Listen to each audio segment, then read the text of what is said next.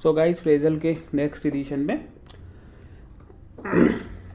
ज़्यादा टाइम नहीं ख़राब करते, डायरेक्ट स्टार्ट करते हैं। अगला फ्रेज है हमारा don't cry over spilled milk, या हम कहते हैं no use in crying over spilled milk. इसका मतलब होता है, आपने हिंदी में एक कहावत सुनी होगी ना, जब पछताए क्या होगे, अब पछताए क्या होगे जब चिड़िया चुग गई खेत, है ना। सेम वही मुहावरा है। इसकी इंग्लिश मीनिंग आप लोग मुझे करके बताइए। अब हम इसकी सेंटेंस यूज़ भी आप करके बताइए, ठीक है। बहुत ही सिंपल मुहावरा है ना, हिंदी मुहावरा में बहुत फेमस मुहावरा है। तो आपको सेंटेंस और मीनिंग करने में कोई मेहनत नहीं लगना चाहिए। आप कमेंट करके ज़रूर बताइए, अगर सेंटेंस में कोई प्रॉब्लम होगी तो मैं आप ठीक आपका करवा दूंगा, राइट। नेक्स्ट आ जाते हैं हम लोग फेयर एंड स्क्वायर, ठीक है। इसका क्या मतलब होता है? इसका मतलब होता है कि आपने किसी काम को ऐसे किया कि आपने दोनों पक्ष को फायदा नहीं पहुंचा। आपने मतलब ईमानदारी से जजमेंट दिया, जैसे हम जज को कह सकते हैं, है ना, कि हमने दोनों साइड में से किसी भी साइड को कोई प्रॉफिट नहीं पहुंचाया, अपना काम ईमानदारी से किया, ठीक है। हम इसको ऐसे कह सकते हैं, no do overs, I want fair and square, ठीक है। मैंने कोई बेईमानी करके नहीं जीती है। Straight from the horse mouth, ठीक है, घोड़े के मुंह से डायरेक्टली। इसका मतलब होता है कि हमने किसी कहा सुनी बात नहीं है ये, बल्कि जो आदमी उस चीज़ में इन्वॉल्व था उसने डायरेक्टली हमें कहा है ना। जैसे हम कहते हैं ना, जैसे थर्ड की 2 3 4 आदमी अगर इधर उधर बात करे तो बात चेंज हो जाती है। तो स्ट्रेट फ्रॉम हॉर्स माउथ होता है कि जो आदमी वहाँ इन्वॉल्व था उसके मुंह से हमने डायरेक्टली सुना है। जैसे हम कह सकते हैं, I already know the truth, I heard straight from the horse mouth, ठीक है। अगला है बिगर फिश टू फ्राई, भूनने के लिए बड़ी मछली, ठीक है। इसका मतलब होता है there is something more important to take care of, ठीक है। हमारे पास में बड़ी मछली है भूनने के लिए, या फिर हम कह सकते हैं कि इससे ज़्यादा इंपॉर्टेंट काम है मेरे पास करने के लिए। जैसे हम कह सकते हैं, I can't think about that right now, I have bigger fish to cry, मैं अभी उस बारे में नहीं सोच सकता, मेरे पास उससे ज़्यादा महत्वपूर्ण काम है। अगला है एट फेस वैल्यू, हम कह सकते हैं एज समथिंग सीम्स और as one claims it to be, ठीक है। सो हम इसकी मीनिंग कह सकते हैं एज समथिंग सीम्स और as one claims it to B.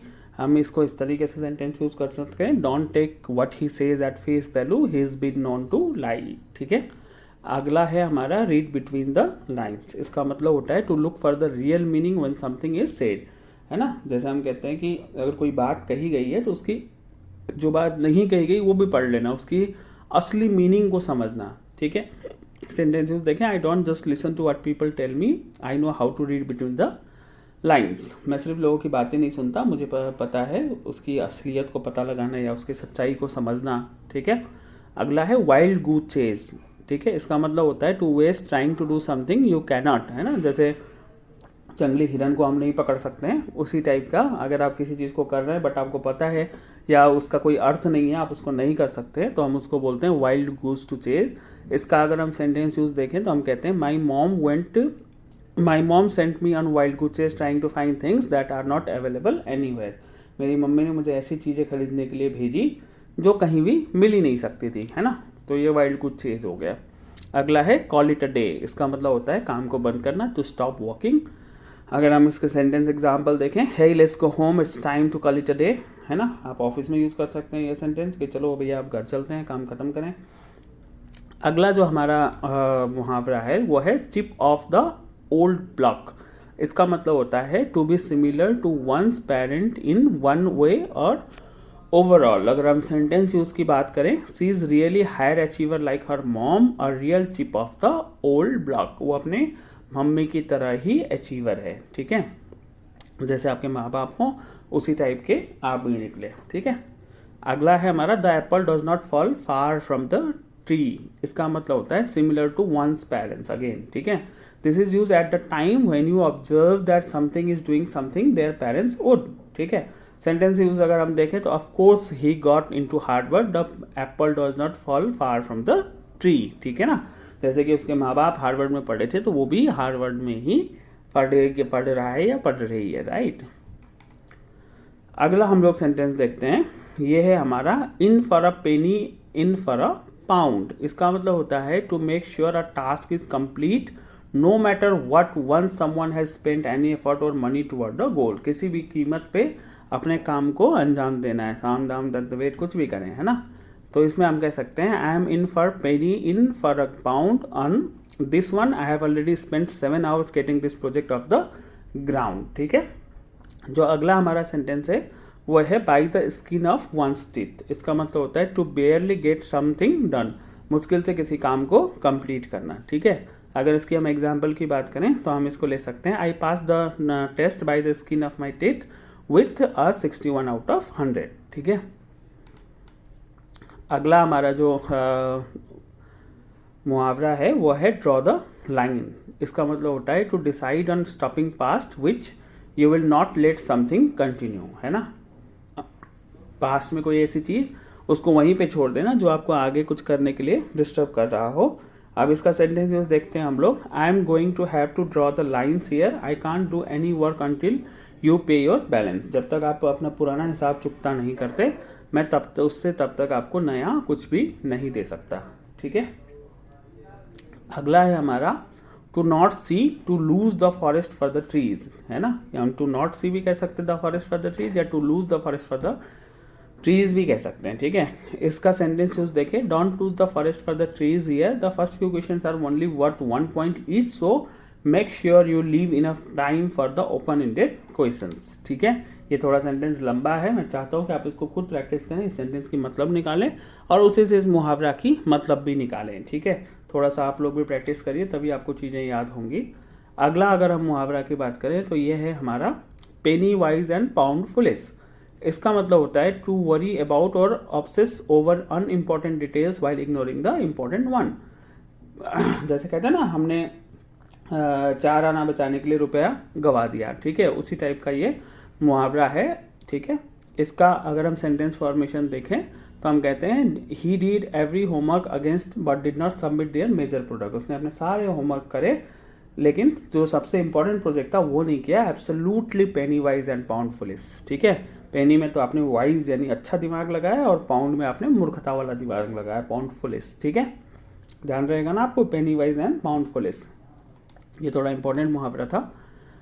अगला है हमारा क्राई उल्फ। ठीक है, इसका मतलब होता है टू आस्क फॉर हेल्प और attention bye lying about a situation. ठीक है, झूठ बोल के हम किसी सिचुएशन में किसी से मदद ले लें तो उसको हम कहते हैं cry wolf. If you keep crying wolf nobody is going to help you when you really need it. ठीक है, जैसे आपने सुना होगा ना, एक वो छोटा सा बच्चा था, वो हमेशा झूठ बोलता था कि शेर आ गया, शेर आ गया, शेर आ गया, और एक गांव वाले आ जाते थे। एक दिन रियल में शेर आया और चिल्लाया शेर आया, शेर आया, शेर आया, बट कोई भी गांव वाला उसकी हेल्प करने के लिए नहीं आया। ये कहानी आप लोगों ने बचपन में सुनी होगी, है ना।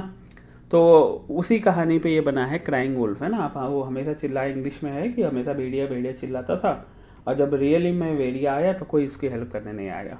इसीलिए हम कहते हैं if you keep crying wolf nobody is going to help you when you really need it. ठीक है, सो गाइज अगला हमारा जो मुहावरा है वो है on the thin ice, on thin ice. ठीक है, इसका मतलब होता है कि एकदम डेंजरस सिचुएशन में होना है कि जहां थोड़ी सी और गलती कर सकते हो और उसके बाद आपको मालिक निकाल देगा। जैसे हम कह सकते हैं कि I have already used my all leave quotas, if I will make further leave then I will be expelled from my job. ठीक है, अगर मैं अपने सारे लीव कोटा यूज कर सकता हूँ और मैं फर्दर अगर छुट्टी करता हूँ तो मुझे कंपनी से निकाल दिया जाएगा या जॉब से निकाल दिया जाएगा।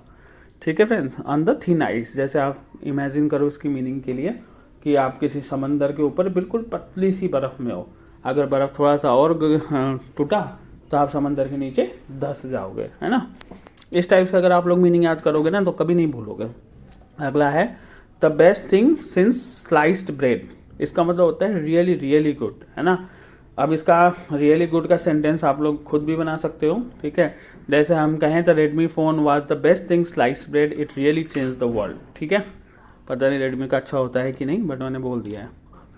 ये कोई पेड प्रमोशन नहीं है, ध्यान रखिएगा, है ना। रेडमी की जगह आप नोकिया ले लो, आईफोन ले लो, एप्पल ले लो, जो आपका मन करे वो ले लो। Take it with a pinch of salt. इसका मतलब होता है don't believe it to be 100% true. ठीक है, हम इसको इस तरीके से कह सकते हैं he lies a lot so take the what he says with a pinch of salt. ठीक है, वो बहुत झूठ बोलता है इसलिए आप उसको पूरी तरीके से बिलीव ना करें। अगला हम ले लेते हैं द होल 9 यार्ड। ठीक है, इसका मतलब होता है everything to the greatest extent. अगर इसके सेंटेंस फॉर्मेशन की हम बात करें तो उसका हम इस तरीके से कह सकते हैं, I want everything on the menu, appetizer, entree, dessert, the whole 9 yard. ठीक है, जो भी चीज़ें हैं उसको पूरी तरीके से, उसका जो मैक्सिमम पॉसिबिलिटी होती है वो सारी चीज़ें है ना, उसको हम कहते हैं द होल 9 यार्ड्स। ठीक है, अगला हमारा जो सेंटेंस है वो है bite of more than you can chew, जितना आप खा नहीं सकते उससे ज़्यादा को काट लेना। ठीक है, हम कहते हैं to take on a task that is more difficult than you can handle, जैसे हिंदी में थोड़ा मिलता जुलता है ना। हम कहते हैं ना जैसे कि जितना हमारा चादर हो उतना ही पैर फैलाना चाहिए। ठीक है, तो उसी टाइप का ये है। और इसका एग्जाम्पल हम देखते हैं, I regret agreeing to cook dinner for 100 people, I really bit off more than I could chew, मैंने 100 लोगों का खाना बनाने का कह के गलती कर दिया। ये ऐसी बात हुई कि जैसा हम जितना चबा नहीं सकते उससे ज़्यादा काट लिया हो। ठीक है, अगला है अ सेकेंड विंड, इसका मतलब होता है टू हैव मोर एनर्जी और मोर एपिटाइट आफ्टर बीइंग टायर्ड और फुल। ठीक है, थकने के बाद भी ज़्यादा एनर्जी होना। अब इसका हम सेंटेंस यूज देखते हैं, I was completely full but once the dessert came, I had a second wind. ठीक है, जब डेजर्ट आया तो मैं कम्प्लीटली पेट भरा हुआ था, बट उसके बाद भी मुझे कोई जैसा लगता है कि सेकेंड विंड आया। ठीक है ना, दूसरी लहर आ गई और मैं उसको भी खा गया। अगला है प्ले इट बाई एयर, इसका मतलब होता है टू इम्प्रोवाइज और wait for more information to come to a decision, किसी भी डिसीजन में जाने से पहले उसको और थोड़ा बेहतर करना या और इन्फॉर्मेशन के आने का वेट करना, इसको हम कहते हैं प्ले इट बाई एयर। ठीक है, अगर इसका हम सेंटेंस फॉर्मेशन देखें तो हम इसको कह सकते हैं, I can't decide on what to do until I know what my manager decision will, so I have to play it by air. ठीक है, मैं जब तब तक कुछ नहीं कह सकता जब तक हमारे मैनेजर का डिसीजन ना आ जाए। ठीक है, आगे हम देखते हैं पुट समथिंग ऑन आइस, किसी चीज को बर्फ में रख देना, इसका मतलब होता है to stop progress on something और पुट इट ऑन होल्ड, किसी चीज की को हम होल्ड में डाल दें या उसको वहीं पे उस काम को हम रोक दें तो उसको हम कहते हैं पुट समथिंग ऑन आइस। ठीक है, अब इसको हम लोग कहते हैं, hey I need you to work on this project that's due today, so you are going to put what you are doing on ice. ठीक है, जो ये प्रोजेक्ट पहले पूरा कर दो, जो तुम कर रहे हो उसको बर्फ में रख दो या फिर उसको रोक दो। ठीक है, अगला जो हमारा सेंटेंस है वो है 24/7, इसका मतलब होता है ऑल द टाइम, ऑलवेज, दिन के 24 घंटे, हफ्तों के 7 दिन। ठीक है, इसका सेंटेंस फॉर्मेशन आप खुद बना लें कि अगर हिंदी की बात करें तो हम कह सकते हैं ये दुकान 24/7 खुली रहती है। ठीक है, उसको इंग्लिश में कन्वर्ट करिए और मुझे कमेंट करके बताइए। अगला है लूज वंस टच, इसका वो है मीनिंग है to not be as good at something as one use to be, किसी चीज पे उतना अच्छा ना होना जितना हम थे। It took me 10 tries to get a basket, I am really losing my touch. ठीक है, मुझे बास्केट करने के लिए, बास्केटबॉल की हम बात कर रहे हैं, बास्केट करने के लिए 10 बार कोशिश करना पड़े, मैं अब पहले जैसा नहीं खेल पा रहा हूँ। ठीक है, सिट टाइट, इसका मतलब होता है धैर्यपूर्वक वेट करना। ठीक है, अगर सेंटेंस फॉर्मेशन की बात करें, hey I still have a few tasks to do before I can head out to a dinner, so sit tight and I will be there soon. ठीक है, अगला है हमारा ट्विस्ट माई आर्म, इसका मतलब होता है to convince someone with persistence. अगर हम सेंटेंस फॉर्मेशन की बात करें तो all right, I was not planning on buying a new car today but you twisted my arm, I will take it. ठीक है, मैं कार खरीदने की सोच नहीं रहा था लेकिन तुमने मेरा माइंडसेट चेंज कर दिया, इसलिए मुझे कन्विंस कर लिया, इसलिए मैं अब नया कार लूंगा। अब आज के लिए लास्ट जो हमारा है, ठीक है, उसका है टर्न अ डेफ ईयर, इसका मतलब होता है टू इग्नोर समथिंग। ठीक है, अगर हम किसी चीज को इग्नोर कर दें तो इसको हम बोलते हैं टर्न अ डेफ ईयर। अगर हम सेंटेंस फॉर्मेशन की बात करें तो हम इसको कह सकते हैं, I could really use some help but everyone around me has turned a deaf ear. ठीक है, बाकी आप ये आज मोटा मोटी हम लोगों ने जितने भी पार्ट बनाए 75-80 आपके कंप्लीट हो गए हैं। ठीक है, 20-25 हम और लेके आएंगे ताकि 100 पूरे कर दें। बाकी तब तक ना आप लोग इसको कंप्लीटली अच्छी तरीके से मेमोराइज कर लें, मीनिंग को देख लें और बार बार जैसे मैं कह रहा हूँ इसको अच्छे से प्रैक्टिस करें, तभी आप लोग इसको सीखेंगे। अगर आप तरीके से प्रैक्टिस नहीं करेंगे ना तो कुछ होगा नहीं, सिर्फ एक बार सुन लेने से कुछ नहीं होगा। आप इसको बार बार सुने, बार बार प्रैक्टिस करें, अपने बोलचाल की भाषा में लेके आएँ, या जब भी आपको वो सिचुएशन मिले वहाँ पे आप यूज़ करें। जैसे कि आप सबको और लोगों ने भी कहा होगा, सबसे ज़्यादा ना हम खुद से बात करते हैं, तो आप जब खुद से बात करते हैं तो उसको इंग्लिश में कोशिश करिए और वहाँ पे इन मुहावरों को यूज़ करने की कोशिश करिए, तभी आप लोग ना ये आइटम्स को सीखेंगे और थोड़ा सा गवर्नमेंट जॉब के लिए भी आपको इंपॉर्टेंट मिलेगा, इंपॉर्टेंट टिप्स मिलेगा, है ना। इसको थोड़ा तरीके से आप लोग याद करिए ताकि आपको गवर्नमेंट जॉब्स में बहुत ईजी मिले।